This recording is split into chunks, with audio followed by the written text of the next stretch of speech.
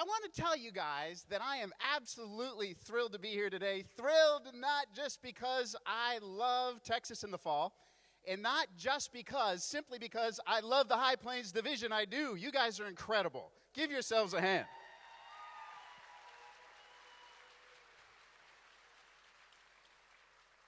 I am thrilled to be here today because there's this energy that gets created when you guys bring together your best of the best, your brightest of the brightest. You put them in one big giant hotel ballroom on a Friday morning and you start talking about relay.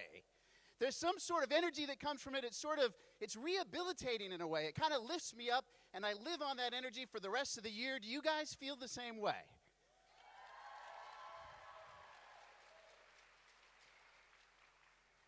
I'm going to start by making a disclaimer. The disclaimer is this. I couldn't have been their first choice for this time slot this morning because I'm going to warn you I'm not that smart. The brightest minds in the room are out there. It's you guys. I myself know very little, but before you try and sneak out the back door, I want you to know that I am not here today to teach you anything. I'm merely here to tell a story. I'm here to tell a story about the Relay for Life of Tacoma, some of the things that we saw, some of the things that we learned. I'm here to start a conversation that will be finished by the bright minds in this room today. What we do with it is up to you. And I'm going to tell a story about the only event that I know really well, and that is the Relay for Life of Tacoma. And before I tell you about what I learned and what I saw, I want to show you some pictures of the event. Not simply because I'm proud of it, but because I want you to see that it is a phenomenal event. This year's committee was the best one yet. I've served on a number of them over the years. This one was the best one yet. When our 700 cancer survivors gathered around the track to start this thing, everybody was in their places with bright, shiny faces. It was perfect. Setup was finished early. Operationally, this thing was perfect. And when they circled the track, everybody was smiling and clapping. We had a different committee looking at our opening ceremonies over the years. Over the years, we followed this formula that guaranteed mediocrity. We said a prayer. We listened to the mayor. You got a couple of golf claps and a few people yawned. I was one of them. It was boring. We threw it to a different group of people and we said, take no prisoners, fix this thing, do what you want. They said, Brian, this is the celebrate part, and what does the mayor know about partying? Better yet, what does he know about relay? Not much.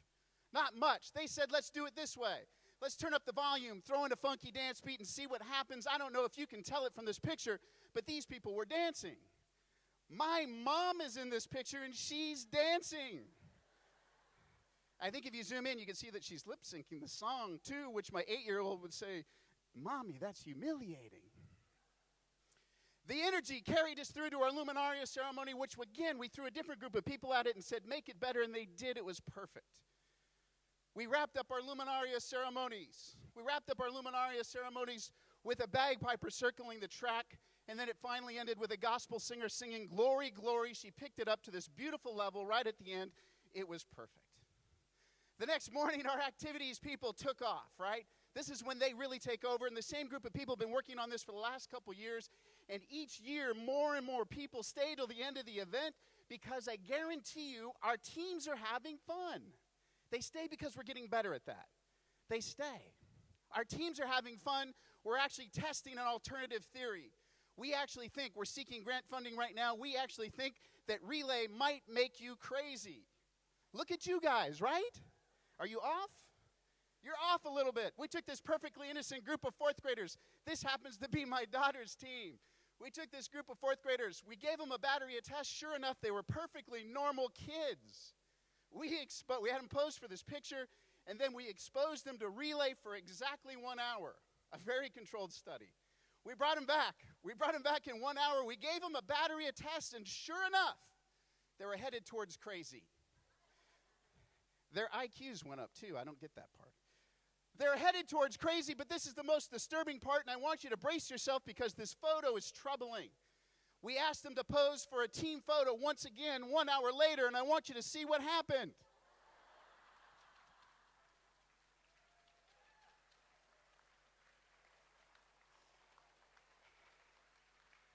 Relay recess, I think not. We better think about this, although it did make them smarter. This year's relay was the best one yet, says a 26-year committee volunteer. I didn't put her name. I didn't put her name there because I need to say this about her. She is ornery. She is nasty. She is feisty. There is not an ounce of diplomacy in her that I can detect. If you didn't know her, you might think she's mean, but if you did know her like I do, you would know that she is one of the kindest, greatest people I've ever met in my entire life. But she does not have the ability to say something she doesn't mean, and she was right. This year was the best one yet. Based on all outward appearances from an operational standpoint, this year's event was the best one yet. Based on nearly everything we could measure, it was the best one yet. Nearly everything we could measure. All, in fact, but one thing. Do you want to guess what that was? Financial. We didn't hit our goal. And when you do everything, you put your heart and soul on the line, and you do everything, you execute the plan, you involve the right people, you wonder, you get really introspective. How could that happen? What could we have done differently? How could that happen? In a different forum last year, I said that one of the things that happened to us is we became model jockeys. We became slaves to checklists. We lost our creativity. We were no longer entrepreneurs. We fixed that. We planted the seeds a couple of years ago, and those plants are starting to blossom now. We fixed that. Something else happened, though, and we noticed it then, but we couldn't articulate it. I couldn't have articulated it last year. It felt to me as if some of the strength and depth of the relationships that we had with our people, our teams, our committee members, that in some way we were losing the strength and depth of some of those relationships. I didn't feel as close to some of those folks. We felt like we were losing some of the strength and depth in some of the relationships. If I had to explain the challenge, I'd try and do it this way. It's sort of like me at a cocktail party. I walk around a cocktail party and I walk around the track at the event, I see a number of faces, a number of dear friends, people that I know and people that I recognize. I see these wonderful people, and I also see, though, amongst them, a bunch of people that I don't know and I don't recognize. I missed the opportunity because I didn't know them yet. I didn't know them closely to introduce them to each other. I missed the chance to create this one big, giant, happy, but slightly dysfunctional family, right? And the other thing that I learned later is this, is that even though we had dear friends there, it didn't seem as if we went out and we talked to them. We might have said hi, but did we really listen? Did we really listen? Did we really ask about them? And if I were to put it in further in relay context, I would say this, that our challenge could be, I have examples in each of these four categories, good examples of things where we sort of missed the boat. We missed the boat. I'm going to keep it at a high level because I think I can still make my point, but our challenge when you look at key volunteers, key leaders, we knew these people. They were wonderful people. They were great people. They were the people that we needed. We knew them, but we didn't know them. Does that make sense? We knew them, but we didn't know what made them tick. We didn't know what they aspired to do. Most importantly, and it feel awful for admitting this, we didn't know why they relayed. Why do they do what they do? We didn't know, and when it came time to pick the next generation of leaders, we couldn't make great decisions because we didn't know our people well enough. That is a tragedy. That should not happen. That should never happen. With teams, it's probably where I spend most of my time. With teams, we used to, in the old days, we had mentors assigned to every team no matter how long they'd been involved. That mentor's job was to reach out to the teams, to reach out, to connect, to build relationships, to talk to them about what they needed, how they were doing. They were there for them. There were hugs at the event. They were giving high fives to each other. We built these strong relationships. But then we introduced new tools that made us better and more efficient. You know what they are, their voicemail, their email, their websites. We raise money online. We get instant feedback. It made us better. But what happened, what I noticed what happened was eventually those things took the place of the personal outreach, right? They took the place of the personal outreach. We were no longer making the calls. We were no longer making the friendships that we used to. They still liked us, but it wasn't deep emotional tie. We were no longer there for them on the day that they had a rough day raising funds or a rough day with a team member, and we weren't there on the day that they learned their uncle was re-diagnosed. It became obvious to me on my first day. I raised my hand and said, I'll do this again. My first day back, our staff person said to me, she said, call Bob and Joyce. They didn't have a good time last year. Bob and Joyce at that time were nearly 20-year volunteers. Over the years, they'd raised $400,000 for us. These people get it. I pick up the phone and Joyce answers. She says, Brian, I'm glad you called. We're thinking about going to another event. our best team says we're thinking about going to another event, and I listened. We were on the phone for about an hour, and what she said to me was, we're just not having fun. And in the back of my mind, I'm thinking, not much has changed, so what are we missing? What are we missing? Vendors. How do people you pay get mad at you? They did. Does anybody They did. We got an email. We got an email from Fred, who's the greatest guy in the world, from TV Tacoma. He said, I don't think it's in our budget this year. He wasn't mad. He just didn't feel important anymore. He didn't know how he fit. He didn't know how important he was to us. I was sitting in my room and in my office at work one day, and I was pondering these things, and I came to this conclusion. That what started out for us as aids became crutches. Instead of using these tools to make us better, we were becoming dependent on them. And you can't connect through an email. And the website might be beautiful, but you're not going to make friends that way. You're not going to build these deep, meaningful relationships. They're going to take you where you need to be. I was sitting there, and Ernest, our IT guy, was fixing my computer that day, and I was sitting there in deep thought, and he says, hey, Brian. I said, yes. He said, you might have to unplug before you reconnect. I'm like, dude, that's brilliant. That is unbelievable. And he looks at me and he says, dude, I'm talking about your PC. He didn't know it, but he was absolutely right. We needed to get back to the basics. We needed to have these deep, meaningful relationships and the conversations that get you there. He was absolutely right. And the fix is easy because all you got to do is go back to doing what you know how to do. You have to go back to doing what got us here in the first place. With event leadership and key volunteers, it's easy. Get to know these people. Ask them why they do it. Understand them. Really listen. Really listen to them. And you know you're successful if on the event day, if after the end of the event, if there are hugs and there are tears and there are high fives and there are chest bumps, believe it or not, from conservative old ladies, if there are chest bumps, you know you created this family environment. Give them room to do what they want to do. Allow them to be vulnerable. Give them a chance to do what they want to do. With teams, it was very easy. We started our mentor program up again. I called the lady that worked on this the last time I was involved. She sort of slipped away. I had 4 phone numbers. The first 3 were disconnected. And on the 4th, I hear this beautiful voice answer, this happy voice, as if an angel from heaven. She says, hello, this is Debbie. And I said, Debbie Takahashi. She said, well, it's House now, but Brian, is that you? We talked for a long time that day, and it concluded the same way it did last time. She said, I'd love to help, but I'm busy. And I said, I know you are, but we need you. We need not somebody, we need you. She sent me a note earlier this summer, and it said, there are many times in the last 2 years where I wonder if I should have taken your call. But I realize now that I'm back where I belong.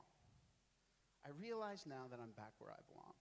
We reached out to people. We knew if we didn't have these conversations with our key people, if we waited till kickoff, it would be too late. We created reasons to have meetings. We made them up. We didn't even care what the title was. One was an event evaluation meeting. One was a committee development meeting. I don't even know what the third one was called, and it really didn't matter. We stood in front of them and said, how did we do? What could we do better? And we actually listened to them. We tried to carry that through to our teams meetings. We knew that we needed to listen to them. We knew we needed to listen to them. With vendors, it was easy. We just needed to remind them. They donate as much time and money as anybody. We just needed to remind them that they were important to us. They were important to us. So I sort of hesitate to say anything about the city of Tacoma, right? The first event, my fear is that somewhere in this room right now, someone's thinking that our problems come as a result of our age. My fear is that at a cocktail party, I understand there's an open bar tonight. My fear is at a cocktail party. My fear is at a cocktail party that somebody might be whispering, they've been doing this for 27 years, they're getting old. If I'm in that crowd, I am going to kick you in the shins. I will not take that. I want you to know this, that our problems have absolutely nothing to do with our age, and I'll tell you for certain that 10 years, our ability to grow, our future potential is greater today than it was a decade ago. Our challenges did not come because we grew older. I will tell you that Betty Davis is right and that old age isn't for sissies. Old age is not for sissies. It might hey, a hand, all right. It's not for sissies. The things that you used to do easily back then, the things that you used to do find easy when the event was new, might require a new way to think about it. Because it was easy back then, today it might require leadership, creativity, motivation, inspiration. It might require you to approach it differently, but it's not because of our age. And if you're sitting there thinking about some of these things, my grandpa always used to say, if it ain't broke, don't fix it. I'd say, with all due respect, Grandpa, you're wrong when it comes to relay. If you're sitting there thinking my relay is perfect, if you're thinking my relay is pretty good and is headed in the right track, I want to say to you, if it ain't broke, go back and fix it anyway. Go back and fix it anyway, because if you think your event is nearly perfect, I'm worried that you're not looking closely enough. Our event veered off track. Our event veered off track while good people were watching. And when it veers off track, it takes a while for it to get off track, and then it takes a while to bring it back. These are not excuses. I offer none of these as excuses, and I guarantee you, I want you to know for sure that we will get this thing back on track. We will fix it, or 30 of my friends will die trying. We will fix it. Don't let it happen to you. Don't let it happen to you. I want to conclude by saying this. That, friends, we are, because of you and because of your friends back home, and because of Relay for Life in general, we have reached amazing heights. We have done unbelievable things in the war on cancer. Would you agree?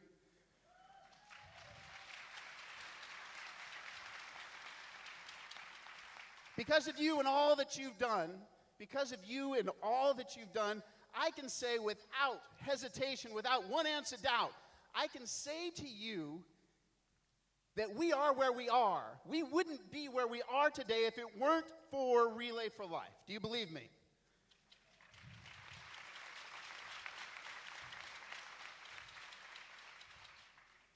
I don't even know if I need to say this out loud, but I don't want to keep it to myself. You know, though, that is not our potential. That is not our potential, because that is not how this story ends, and this story can't end until we find a cure. We can't end this until we find a cure.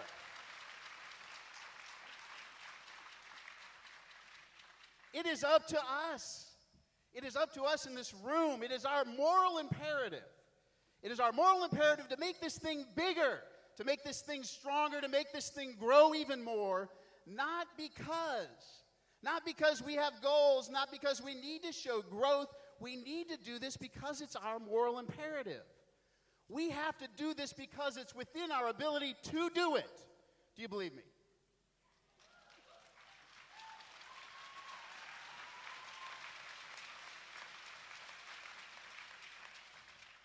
Together, we have the ability to raise mountains and tear down walls. We have the ability to do this. But more important than just us in this room taking up the fight, you've got to go back to your communities. You've got to go back to your communities and tap your friends on the shoulder and say, let's do this thing. Let's do this thing. Tap your friends on the shoulder and say, let's do this thing. Meet us in the trenches. Grab hands, pick up the banner, and charge up the hill, and let's do this thing. Because the story doesn't end there. The story ends when we raise the funds that we need. When we raise the funds that we need to end this disease once and for all and forever, it's our imperative to do it.